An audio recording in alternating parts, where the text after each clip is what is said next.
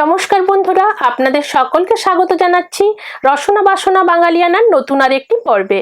আশা করছি আপনারা সবাই খুব ভালো আছেন। আজ আমি আপনাদের সাথে শেয়ার করতে যাচ্ছি আচারের একটি রেসিপি। আমার আজকের রেসিপি করমচার আচার। আমরা সাধারণত আম, কুল, তেঁতুল এই আচারগুলো খেয়ে থাকি। করমচার আচার সচরাচর পাওয়া যায় না, কিন্তু এটি খুব সহজেই বানানো যায় আর এর স্বাদও হয় দুর্দান্ত। তাহলে বন্ধুরা চলুন আপনাদেরকে দেখাই কিভাবে বানাচ্ছি এই করমচার আচার আমার স্টাইলে।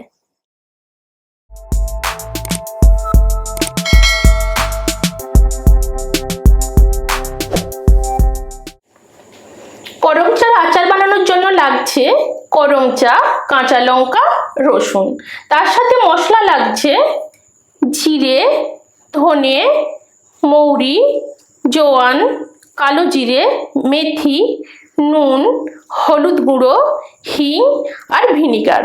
আর আচার মানে অবশ্যই সর্ষের তেল লাগবে, তার জন্য এখানে আমি সর্ষের তেল নিয়ে রেখেছি। এবার আমি আচারটা তৈরি করছি।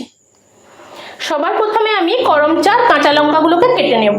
আমি করমচাগুলোকে আগে ধুয়ে রেখে তারপর রোদে শুকিয়ে নিয়েছি, তাই করমচার রঙগুলো একটু হলদে টাইপের হয়ে গেছে। রোদে দেওয়ার পরে এই রঙটা চলে এসেছে। এবার আমি করমচাগুলো কেটে নিচ্ছি। মাঝ বরাবর আমি দুভাগে ভাগ করে নেব।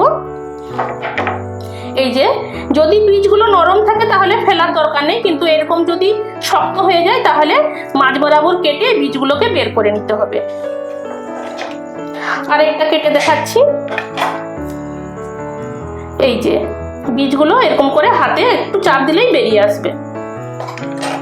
এভাবে আমি সবগুলো করমচা কেটে নেব।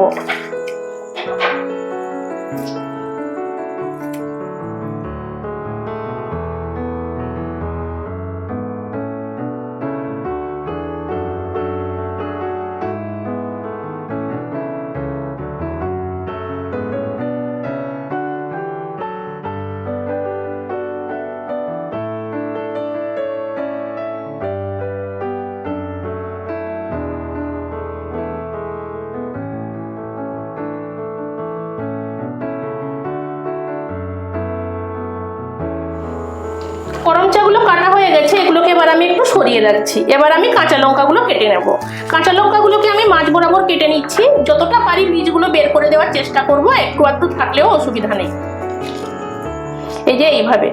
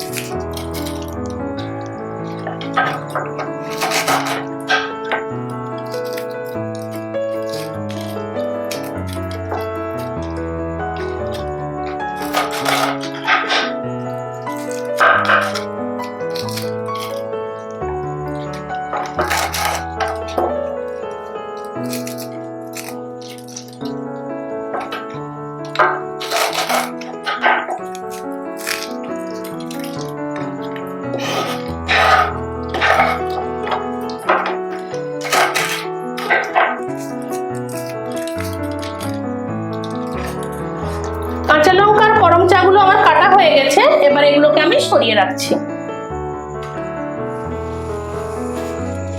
করমচার কাঁচা লঙ্কাটা আমি একটা বাটির মধ্যে নিয়ে নিয়েছি। এবার এর মধ্যে দেব আমি নুন আর দিচ্ছি সামান্য একটু হলুদ। এবার এটাকে আমি ভালোভাবে মাখিয়ে নেব।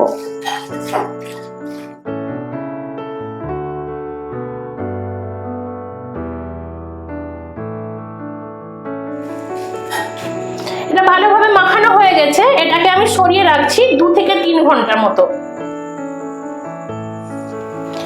আচারের মশলাটা এবার তৈরি করব, তার জন্য আমি প্যান বসিয়ে গরম করে নিয়েছি। এবার এর মধ্যে দিচ্ছি আমি ধনে 1 টেবিল স্পুন, মৌরি 1 টেবিল স্পুন, জিরে 1/2 টিস্পুন, জোয়ান 1/2 টিস্পুন আর মেথি হাফ টিস্পুন। মেথিটা আমি কম দিলাম কারণ মেথি বেশি দিলে তেতো হয়ে যাওয়ার চান্স থাকে, তার জন্য মেথিটা আমি হাফ টিস্পুন দিয়েছি। এবার এগুলোকে আমি ড্রাই রোস্ট করে নেব।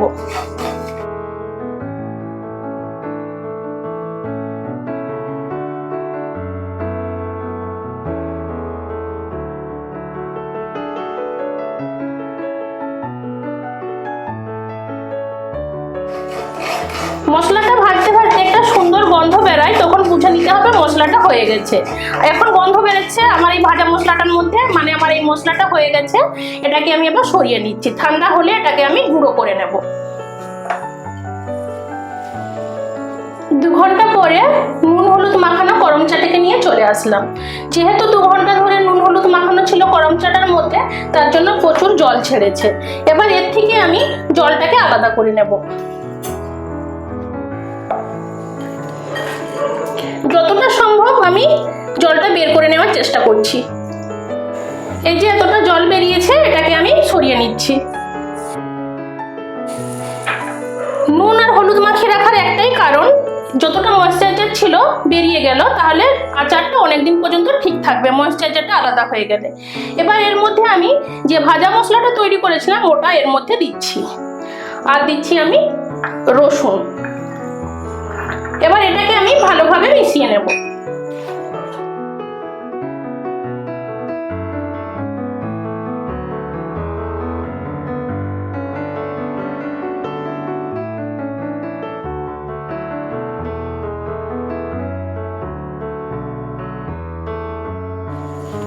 করমচার সাথে মশলাটা ভালোভাবে মেশানো হয়ে গেছে, এটাকে এবার আমি সরিয়ে রাখছি, যাচ্ছি পরের স্টেপে।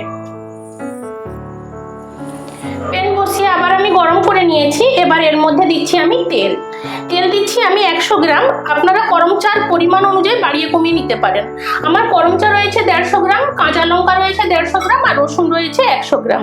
সেই অনুপাতে আমি সর্ষে তেলটা দিলাম। সর্ষে তেল গরম হয়ে গেছে।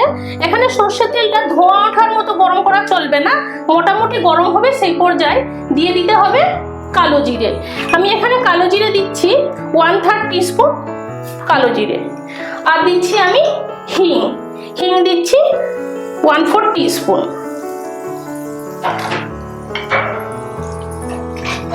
এবার একটু নেড়ে নিচ্ছি।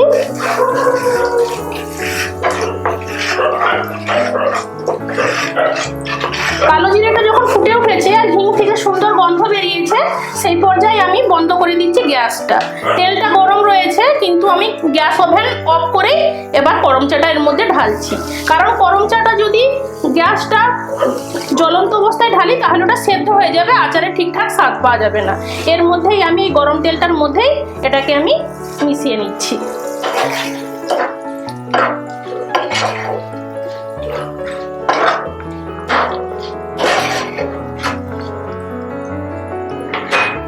এবার এর মধ্যে আমি মিশিয়ে নেব ভিনিগার দিচ্ছি আমি 2 টিস্পুন মতো। ভিনিগার দিলে আচারটা অনেকদিন পর্যন্ত ভালো থাকবে, নষ্ট হবে না, সেই জন্য ভিনিগারটা দেওয়া। আর আপনারা যদি খুব তাড়াতাড়ি আচারটা খেয়ে নেবেন, সেক্ষেত্রে ভিনিগার দেওয়ার দরকার নেই। এমনিতেই আচারটা এখন আমার কমপ্লিট হয়ে গেছে, কিন্তু এই মুহূর্তে খাওয়া যাবে না। এটাকে ঠান্ডা করে কাঁচের বয়ামের মধ্যে ঢুকিয়ে 3-4 দিন মতো রোদে দিতে হবে। 3-4 দিন রোদ পাওয়ার পরে এটা মশলার সাথে তেলের সাথে গরম চা কাঁচা লঙ্কা পুরো মজে যাবে, তখন এটা খাওয়ার জন্য প্রস্তুত হবে। এবার এটাকে আমি ঠান্ডা করে নিচ্ছি, তারপর সার্ভ করছি। দেখলেন তো বন্ধুরা, কত সহজে বানিয়ে ফেললাম এই করম চার আচার। খুব অল্প সময়ের মধ্যে এই আচারটা তৈরি হয়ে যায়। শুধু তৈরির পরে একটু রোদে দিতে হয় 2-3 দিন, তাহলে সুন্দরভাবে রেডি হয়ে যায় আমাদের এই আচারটি। আমার আজকের এই আচারের রেসিপিটি আপনাদের কেমন লাগলো অবশ্যই কমেন্ট করে জানাতে ভুলবেন না, কারণ আপনাদের ভালো লাগলেই আমার সার্থকতা। আমার এই রেসিপিটি যদি আপনাদের ভালো লেগে থাকে, লাইক করবেন, কমেন্ট করবেন, বন্ধু বান্ধবদের সাথে শেয়ার করবেন। নতুন কোনো বন্ধু এই ভিডিওটি দেখে থাকলে চ্যানেলটি সাবস্ক্রাইব করার অনুরোধ রইল। পুরনো যে বন্ধুরা চ্যানেলটির সাথে রয়েছেন, চ্যানেলটিকে সাপোর্ট করছেন, তাদেরকে জানাই অসংখ্য ধন্যবাদ। আজ এই পর্যন্ত। আগামী দিনে নতুন কোনো রেসিপির সাথে অবশ্যই দেখা হবে। ততক্ষণ সবাই ভালো থাকবেন, সুস্থ থাকবেন।